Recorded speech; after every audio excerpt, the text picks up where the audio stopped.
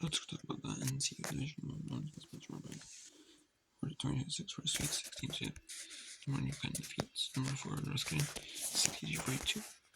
Number 1 UConn this game. They were a little bit lackluster in the second game. They were in the first quarter, they were. And then maybe second quarter turned things around in the second half, they really blew up more. But you can't take anyone for UConn's 53 game streak. You can't they haven't lost since the middle of last season. They haven't lost a game. 2025 4-5 season. So now this season they've gone undefeated. Even UConn, you can't take no one lightly, So and they take on number 6 name at 1 Eastern. New local in Fort Worth, Texas. On ABC as number 6 name. Feed number 2 Vanderbilt City at 64. So the winners. So Notre Dame. That's a solid game. That was for Notre Dame. That was a solid game for Notre Dame. But Vanderbilt played really, really well. You can't discredit either team. Both teams played fantastic. Fantastic.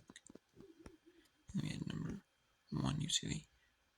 Took a number 4 Minnesota 56 in conference points. Neither team. Minnesota played well in the first half. So did UCLA. But UCLA just really turned things around, figured things out in that third quarter and in the fourth, and just really blew it open wide. And number 4 Minnesota didn't have any run for them. But Minnesota's fantastic run into the Sweet 16. And then number 4 Minnesota cannot hold on. But we gotta give credit to them. They're a solid team.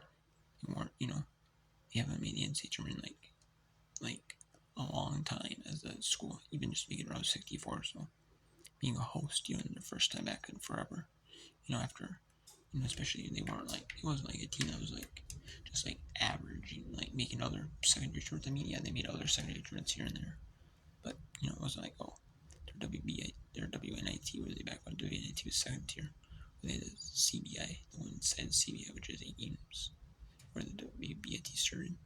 That folded up. And 3 cancellation, you get 3 games, 3 days, they weren't even making that hardly, so,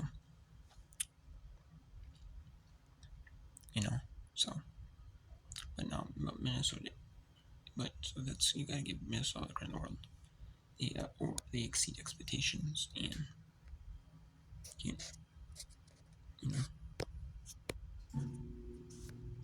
I'm a Minnesota fan, so they definitely exceed my expectations. I was expecting maybe to lose around 32, maybe win around 16, maybe win around 16. Maybe if they play really tight, maybe they get on fire, Maybe they get a good, in the first half. Really was perfect, for the recipe, but that's what it is. And then there's the second recovery. In number 3, Duke. Upsets number 2, E75. And you thought Duke, earlier in the season, Duke was not a serious contender early in the season for postseason, you thought. Especially that non-conference struggles, you thought, oh, well, they have really tough non-conference, yes. Yes, they do, but you're eventually going to play tough teams in non-conference in the postseason.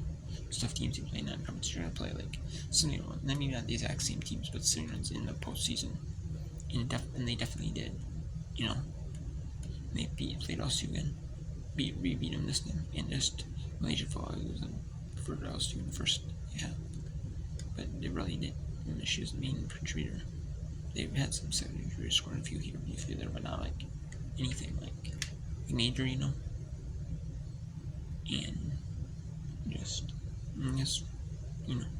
and Duke just on the offensive, run the rebounding balance to a hole, shot well from three throw line,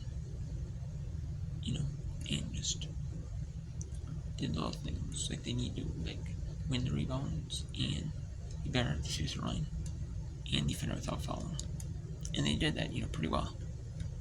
But sometimes they foul, they foul on they're not doing it, but it didn't cost them, And Duke wins a lot last second, but there's leadership. it rolled around a couple of times, and when Duke wins it, easily so. And there's rumors out there now that before the season, either before the season started or into the season, there's rumors saying that Kim Mulkey might retire. She hasn't officially publicly said anything yet, but there might be rumors that she, maybe she was like on a ball in like a good way,